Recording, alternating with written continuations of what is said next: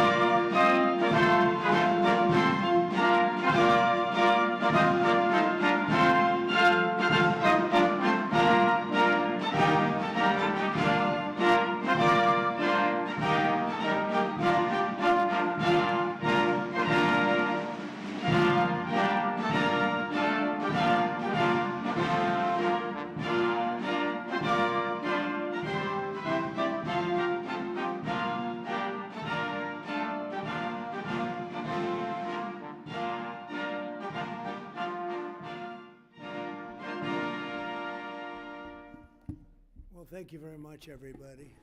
Thank you. What an honor. Well, this is a very special occasion, and it is indeed my honor to welcome to the White House a great friend and a man of leadership, vision, courage, and strength, His Royal Highness Crown Prince Mohammed bin Salman of the Kingdom of Saudi Arabia. And we had a big day today, a very big day for both countries. We've gotten to know each other well over the years, and he has become a true partner for peace and prosperity for our countries and for the world and for peace in the Middle East, which was a crowning achievement for both of us. And I just want to say that Crown Prince Mohammed, we're delighted to have you with us at the White House. Very special, very, very special.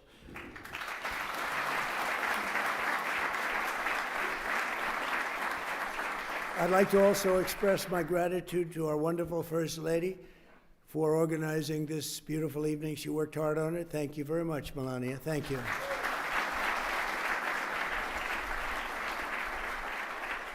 And we're pleased to be joined as well by Vice President J.D. Vance and his magnificent wife, Usha. Thank you. Thank you, J.D.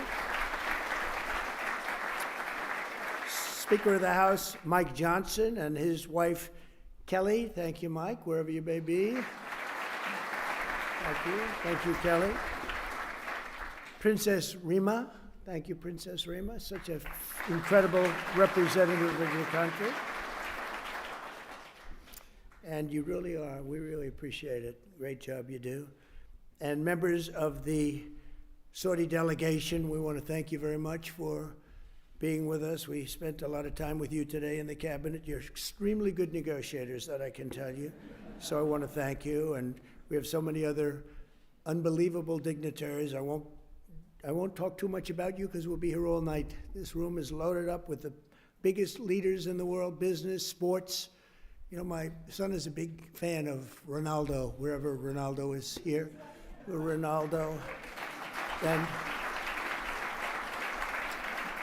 And Barron got to meet him, and I think he respects his father a little bit more now, just the fact that I introduced you. So I just want to thank you both for being here. Thank you very much. Really an honor. But I want to thank everybody because you do. You have the biggest business leaders in the world. You have the biggest leaders politically anywhere in the world.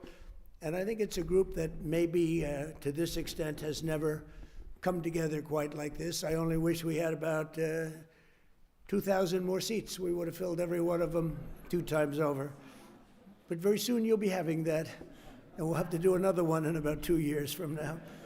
But we really do. We appreciate it very much. It's a special privilege to welcome His Royal Highness to Washington this year as we mark the 80th anniversary of the first meeting between U.S. President and a Saudi king. 8 decades ago in 1945, President Franklin Delano Roosevelt met with the Crown Prince's own grandfather, the founder of the Saudi Arabian incredible country, and that was King Abdul Aziz on the deck of the U.S. Navy cruiser, and a beautiful one at that, and it's become known for that meeting all over the world. The two became immediate and warm friends, and in fact, when we were walking down the Presidential Walk of Fame today, I said, so which one, other than Trump, of course, because Trump absolutely is number one in this category, meaning friend to Saudi Arabia. I said, which is the greatest of the president's friends of Saudi Arabia? And I think you said, very truly, Franklin Delano Roosevelt. Now, he's a Democrat, so I don't know. But I understood it, and it's true. He was a great friend, and right now you have the best friend you've ever had. But ever since, our countries have been enduring partners, and together this evening, we're making that partnership closer and stronger than ever before, and we've never had the relationship, our countries, like this. We had four great years, but things happened today, and documents were signed, and we went through a lot during the first 9 months, and we have a very different Middle East than we had when I first came into office, like I would say day and night. As I saw during my wonderful visit to the kingdom in May, with the Crown Prince's help, Saudi Arabia has made extraordinary strides and grown into an economic engine and really a modern day miracle, an amazing transformation, and all for the good. This opening up of the new avenues of cooperation between the United States and Saudi Arabia is really unprecedented. And on that trip, Saudi Arabia announced that it will invest an incredible $600 billion. That means jobs. That means jobs. It's also good for your companies, but I'm only interested in the jobs for your country. I'm not interested in the profits, but I guess the profits are there too. But $600 billion in the United States. And today I said, any way you can up that? And he said, I am going to up that to $1 trillion. So he's investing $1 trillion into the United States. And when I was in Saudi Arabia, he looked at me, and I've used his name all over the place because he was the first to say it, but a lot of people have said it after. He said, you know, 1 year ago, we thought your country was dead, and now you have the hottest country anywhere in the world. We are the hottest country anywhere in the world right now. So I want to thank you for giving me one of the most effective lines that I have. And I quote you, and I quote some others, but I always put you up at top, but many people have said that. This week, we're also signing exciting agreements on civil nuclear energy, critical minerals, and artificial intelligence, numbers that nobody's ever heard of before. And Jensen, I want to thank you. You had a great meeting of NVIDIA, wherever you may be, and I want to thank Tim Cook and Apple for all of the money that you're investing in the United States. They're both investing $600 billion, and we have numerous other companies in the room that are likewise investing large sums because they believe in what we are doing and what's taken place, this miracle that's taken place in the USA. Together, these will come together. We're going to have support the many thousands of American jobs that have been created and help solidify the USA and the world leader. We're really now, by far, the world leader in technology, and nobody even questions it. Advanced manufacturing and other vital industries. They were saying 2-3 years ago, when the country was really losing business, not gaining business, that we'll never be manufacturers again, we'll never be doing any of these businesses again, that are coming back to us in record numbers. AI plants, but maybe even most importantly, in a sense, the auto plants. They're all pouring back into the United States. And I have to say, because of tariffs, I'll also say because of November 5th, the election. But because of the tariffs, they're coming back. We have the head of Ford, we have the head of General Motors in the room, and their stock has gone through the roof because what I did with tariffs last week on certain kinds of vehicles, I won't get into it. It's called mid-sized trucks and large trucks. So I wanted to get into it because their stock went through the roof, and they were very happy. They did not really a hell of a lot of work. I gave it to them at their request, and for that, they get a big fat salary. But more importantly, they create jobs all over the country. It's been amazing. And the business you've gotten in the midsize and the large trucks because of what we did with tariffs is incredible. It's incredible. So I congratulate both companies and thank you both for being here very much. And as we announced in May, Saudi Arabia is also making an enormous commitment to building up its own defense capabilities with the largest arms purchase in history, nearly $142 billion worth of American military equipment and services. And as I've said many times, and we've demonstrated just a short while ago, but quite a bit. We make the best military equipment in the world by far. We make the best jets, the best missiles. We make the best military equipment in the world. There's nothing even close.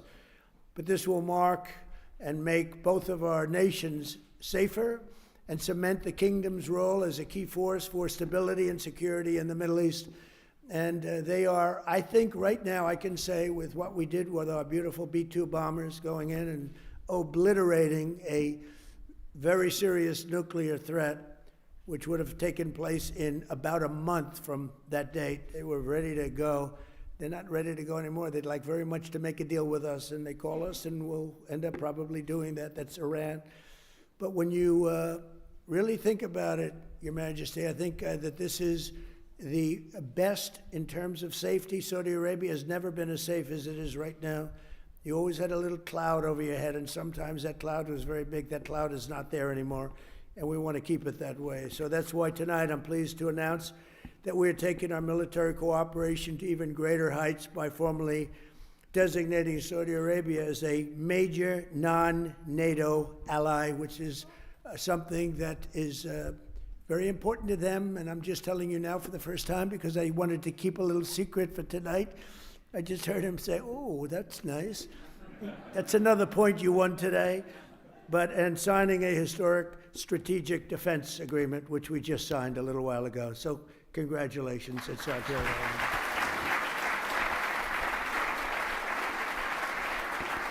A stronger and more capable alliance will advance the interests of both countries, and it will serve the highest interest of peace, and we all share in peace, and we've never had and been so close to truly everlasting peace in the Middle East. All my life I've heard, oh, peace in the Middle East, but it'll never happen. We did it.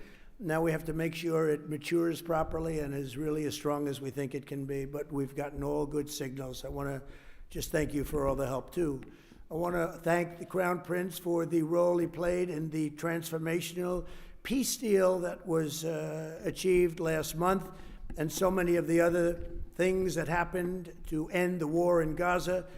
Gaza, while it looks a little bit messy, it has for many, many years, I will tell you, many decades, but it's getting very close to being perfected, and people are shocked. And even the great experts that have gone around criticizing badly every country and every president and everything, they're all saying that what's taking place in the Middle East is a miracle. They're just calling it a miracle, and we're going to make it a miracle, and we're very close to doing that.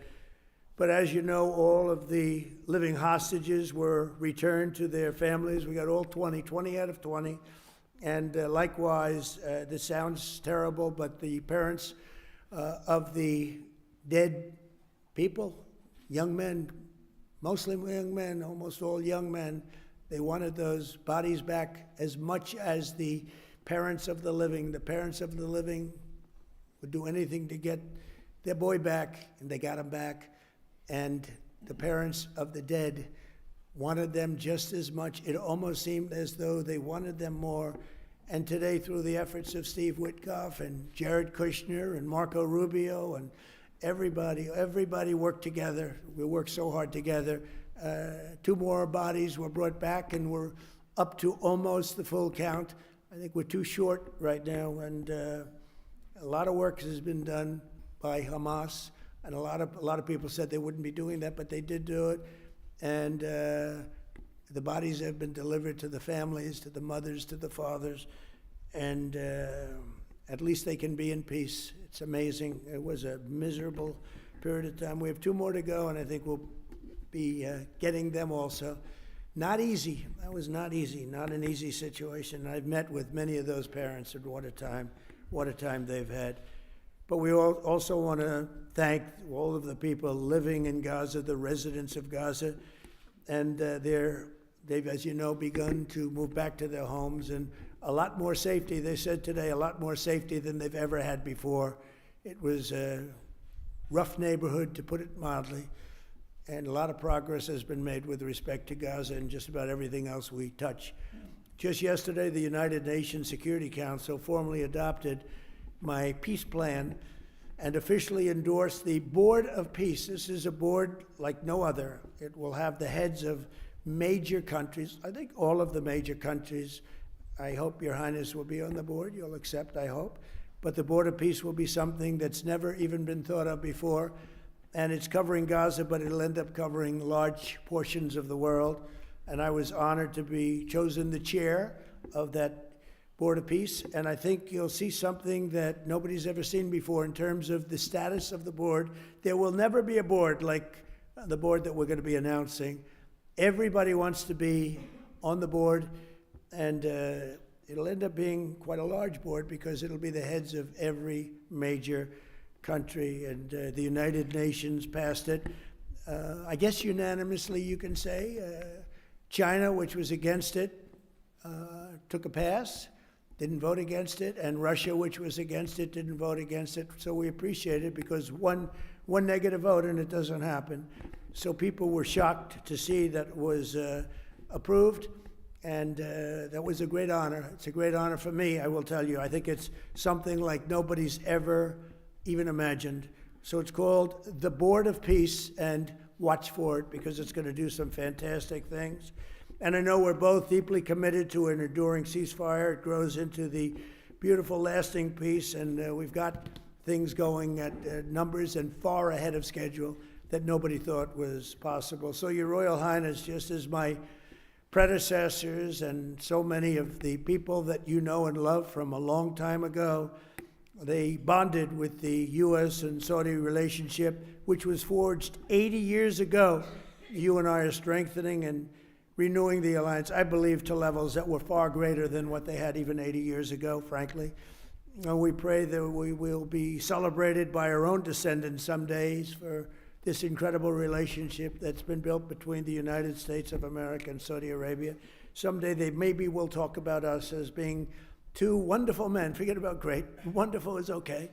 But two wonderful men that did tremendous work for their countries, and that bond is very important. Our friendship and blessings to America, to the Kingdom of Saudi Arabia, and to the world stand out and will always stand out to me. So I look forward to working with you, and we'll be here for 3.25 years. For the Trump, that's like an eternity. You know, for somebody else, that doesn't sound long, but we love doing it. We love, we have an expression, make America great again, and that's what we're doing beyond what anyone even thought possible. So I just want to thank you for being a very big part of it. And I want to thank you for a $1 trillion investment and contribution toward our country. That's a lot of jobs. Thank you very much. Thank you. Please.